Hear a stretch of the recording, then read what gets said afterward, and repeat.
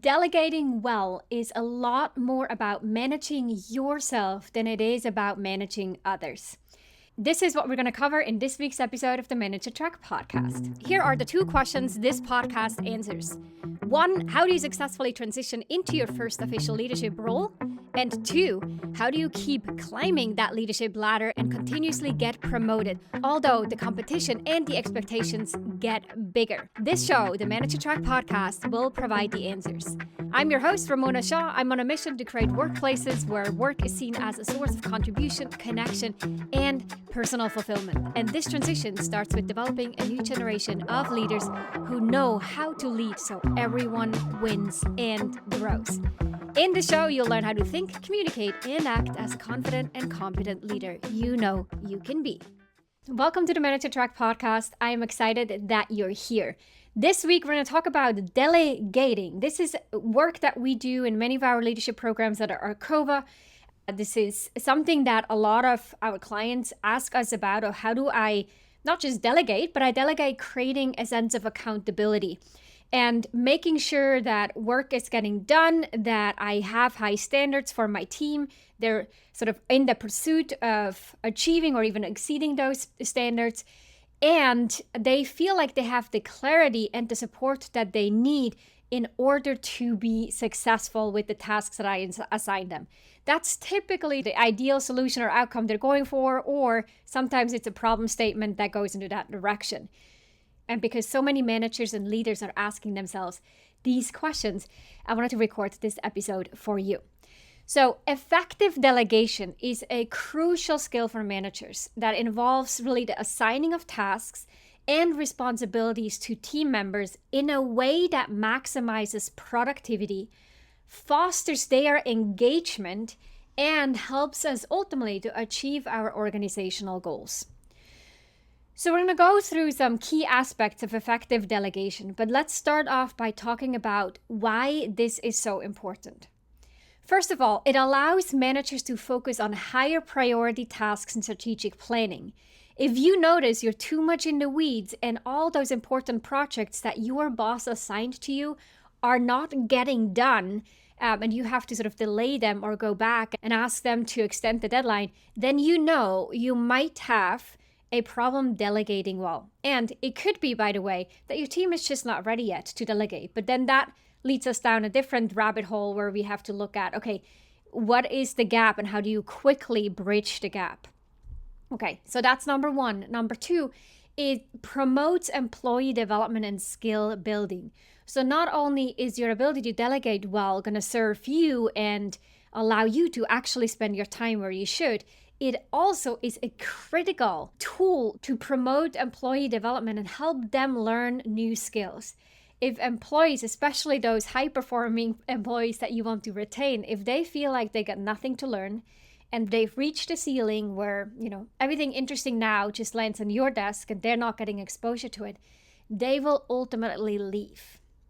So that's number 2. Number 3, it just generally increases overall team productivity and efficiency. So you can only win, but it means that you need to manage yourself, which is why I call this episode, Delegating is a lot more about managing yourself than it is about managing others. When we see leaders who don't delegate well, 90% of the times it has to do with them not able to manage their ego and manage themselves, their need for control or need for a certain standard or perfectionism, or sort of the fear of losing relevance or passing on work that they actually enjoy. So we're going to get to all of that juicy stuff. But after reviewing why delegating matters, let's quickly talk about how to actually identify work to delegate. So you, as a leader, need to carefully consider the tasks that you do. And the framework that we use at our COVA is to separate your tasks and responsibilities into LVAs and MVAs. The LVAs are your least valuable activities. Those are the things that people on your team could be doing. Your skill and your strength and your expertise isn't adding value here. Someone needs to get it done. Anyone else could get it done. And it's not for some strategic reason, not for some visibility reason, because it's going to give you some kind of exposure, or it's helping you learn a new skill, or because your unique expertise or knowledge or authority is required. If all that isn't the case, then it's likely an LVA. That's where we want to start. So the LVAs, we want to consider and regularly consider which ones can we either eliminate, we should no longer do them, automate, and maybe through new technologies, a lot of them could be automated, or we need to delegate them. So if they can't be eliminated, can't be automated, then let's consider delegating them. And for me, for example, I have a running list of LVAs, things that I keep doing. And some of them I've been doing for 6 months, and I regularly look at them and I see that they're LVAs that I still do. The reason why I haven't delegated them yet is because I don't know yet if I should continue doing them. So they're sort of in my, not sure if you're going to keep that going. I am trying to automate them, but I am still waiting for some technology to further advance, or I just haven't spent the time on that yet. My mistake, I should probably prioritize that. Or because I'm developing someone on my team, either in terms of skill or in capacity, so that then I can offload it and pass it on. But I have to wait for them to be ready. So that's why they're still on my list. But that list is something I continuously monitor. Those are the LVAs. The MVAs, on the other hand, are your most valuable activities. Likely your strategic projects, your cross-functional work, the things that your boss wants you to do, things that give you visibility in the organization, and you can't and shouldn't pass them on, or where your specific expertise or, again, authority is required. Those are your MVAs. You're going to have some tasks that fall in between, but we really want to focus on the LVAs and the MVAs. A lot more time should be shifted towards the MVAs, a lot less time towards the LVAs. So what we suggest the leaders that we work with to do, and what I suggest you do, is to go back the last 2 weeks, think about all the things that you've been doing, the reports you've created, the teams that you respond to and answer questions for, the slide decks you create, the meetings that you attend, the updates that you provide or presentations you share, and so on. Capture all that and then assess on that paper your LVAs and MVAs and decide what to do. So that's just about what you should delegate. Now, the second step is to decide whom to delegate to. So you want to look at work that aligns with team members' interest and strength, as well as their growth or career goals. So you look at the task and you think, based on this task, what kind of skill profile would allow a person to do this task really well? That's one question. Another one is, well, but who has the interest or who has a development goal where this particular task would actually help them? Now, another consideration that you have to make is who actually has the capacity. You might have the perfect person based on the skill profile, but they're totally wrapped up in an intense project and you can't distract them, pull them away. Well, you're going to go to second option. But really consider things that you delegate as opportunities for skill development, or to help them do more work that is of interest to them. And if you're not sure what they're interested in, what they want to develop in, what they'd like to do more of, or what kind of growth goals that they have, then you'll have to go back and actually find out. Have those conversations with your team member so that when you delegate, you are considering this. One of the issues that I often hear from people that we talk to is, for example, they may say that they feel slighted by their boss, or they feel they don't have growth opportunities. They may say, my boss either hoards all the work, so they don't delegate, or they may delegate work to someone else on the team when you would be the one who actually wants to have that exposure. And my question is always, does your manager know? If the manager doesn't know, they're not mind readers. You'll have to tell them and say, hey, I'd like to do more of this or that. But also now you, in the position of being a manager, you want to make sure that you proactively initiate these conversations to prevent your team members from saying to others and colleagues that you're not fairly distributing tasks or you're not giving them the exposure that they're looking for. So now that we've looked into what tasks to delegate, we looked at whom to delegate it to, let's talk about how to delegate. First, clearly define the desired outcome and expectations. It seems so obvious and common sense. It is not common practice. Too often I see people say like, hey, can you complete this report, or can you consolidate a list of services from our competitors? It seems maybe pretty straightforward to you because you've done that in the past or you have organizational context, but to the person you delegate to, they don't know what to include and how, in what format. Do you want a PowerPoint presentation about competitor products? Do you want a spreadsheet? And in that spreadsheet, are you looking for the SKUs? Are you looking for the sort of launch date of those products, the materials? Are you looking for, estimated transacted volume? What is it exactly that you need? So set them up for success by being really clear on outcomes and expectations. Provide context on the purpose and on the bigger picture as much as possible. More and more, we're getting these questions around how to work across different generations. And one thing that you've probably heard before is that younger generations need and want to understand the big picture and the purpose of the work that they do. So whenever there is something to connect to, volunteer that information. Make sure that you're being very clear on why they're doing what they're doing. And then, of course, provide necessary resources and clarify the authority that they have to complete the task. What is it that they can decide, and when and for what should they come back and ask you or ask other people for input or for approval? So, necessary resources, clarify authority. These are sort of the initial steps to delegate. And then there's one more thing that I want to mention here, which is to agree on touch points. Many people will delegate work and then, say, can you get that done within a week? And then maybe 4 days later, they check in and say, hey, how is it going? Now, if I got this work delegated when you were my boss, I might think, well, don't they trust me that I'm going to get it done? We said in a week. Why are you checking in now? This feels a little micromanaging. I got it. Back off. You might feel like, no, this is my responsibility. I'm being a supportive, caring manager who wants to offer help if they need help. And also, since we haven't talked about it in 4 days, I don't know, did they drop the ball? Did they forget? Are they aware? Especially if they're not in the same office, I might not know what they're working on at all times. So I feel like it's the right thing to do to risk mitigate. The issue with this is neither of them is wrong.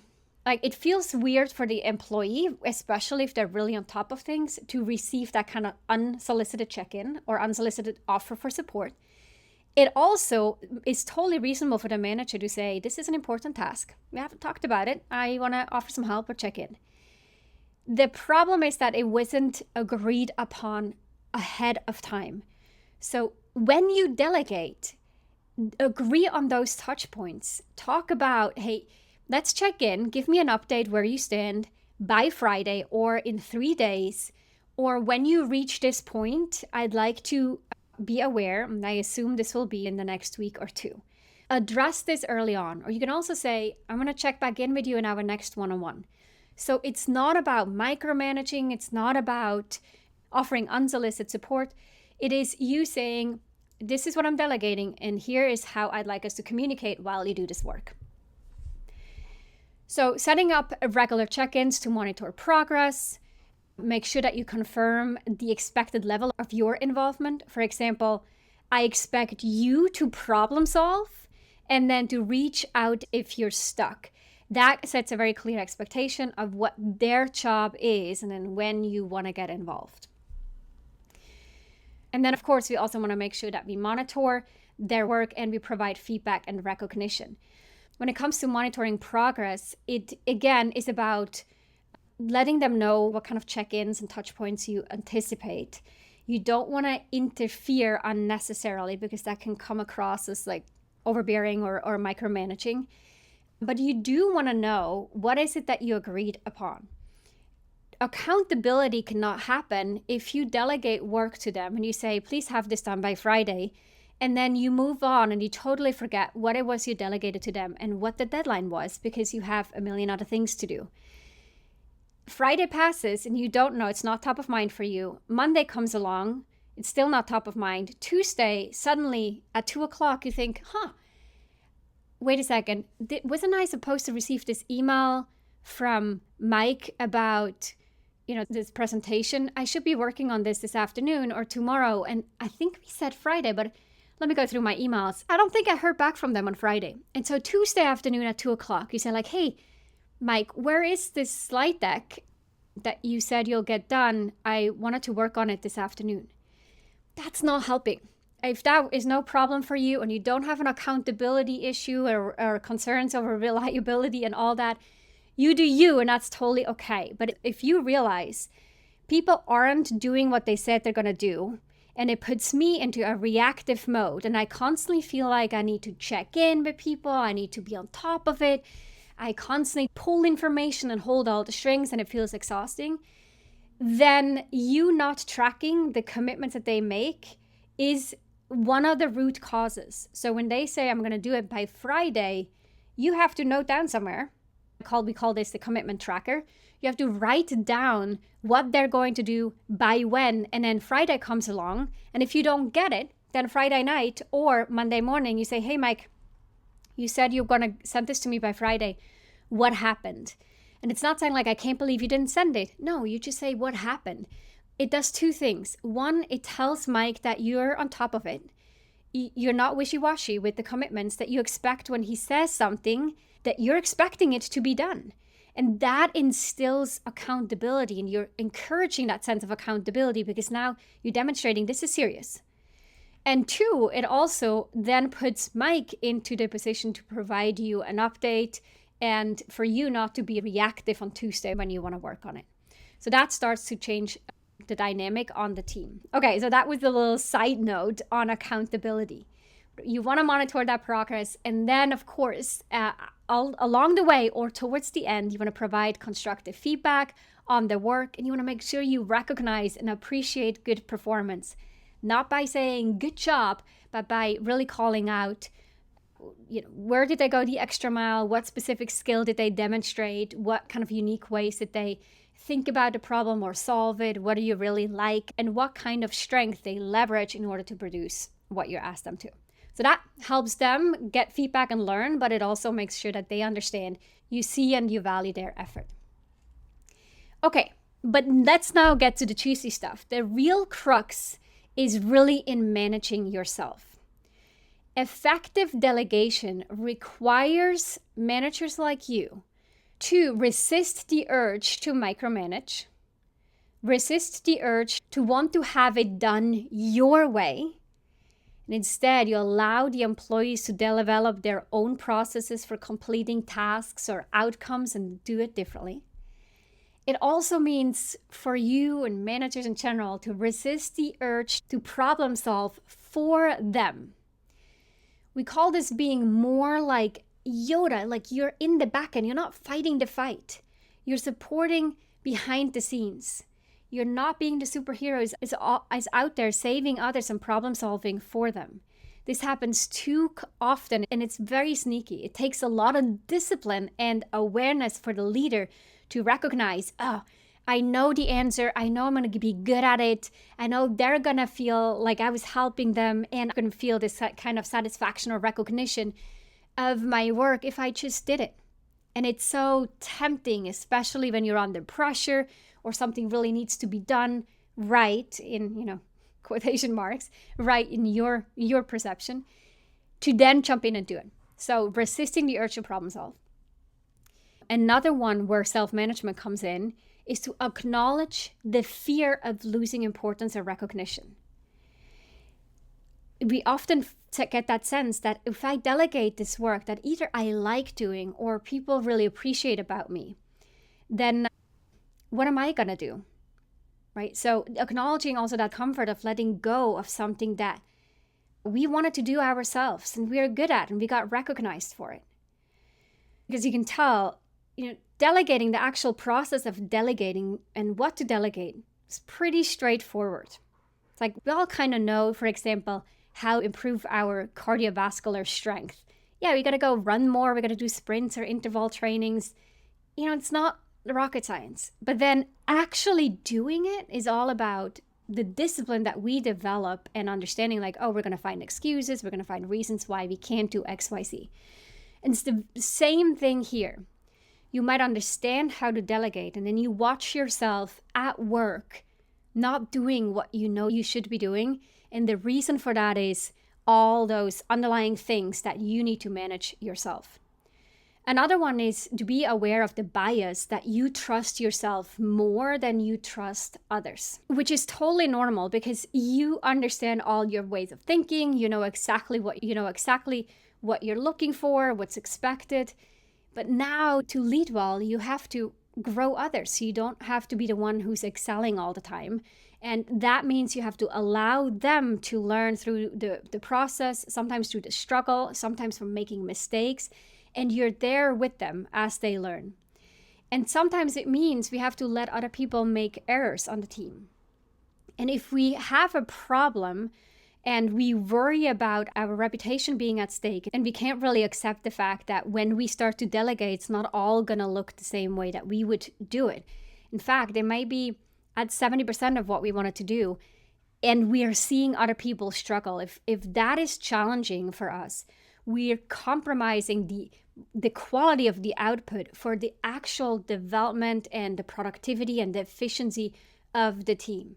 That means you're a good individual contributor because you're sort of in charge of that output. That's not good leadership or even good management. So to wrap this up, to learn how to effectively delegate is a really important management skill that requires you to have clear communication, trust, and focus on employee development. So when you understand these techniques, you understand the approach, but more so, you understand the mindset it takes to prioritize the team productivity and the employee development overall. And you understand how you have to manage yourself, the discipline required. That's when you truly become effective at delegating and you are able to enhance team performance, again, foster positive work environment, and overall achieve the objectives for the organization. Now, if this resonated with you and you realize I see exactly what she's talking about, I see how this shows up in me, and there's something that I am holding on to and haven't been able to let go, which is why I feel burnt out, I feel I have too many things to do, or it feels really difficult to manage the team, and it always feels like pulling all the strings and having to remind everyone all the time to do their work. Check out the show notes to schedule a strategy call with us to talk about what kind of programs or coaching might help you solve that problem. Because your team only grows to the extent that you grow, your career only grows to the extent that you grow.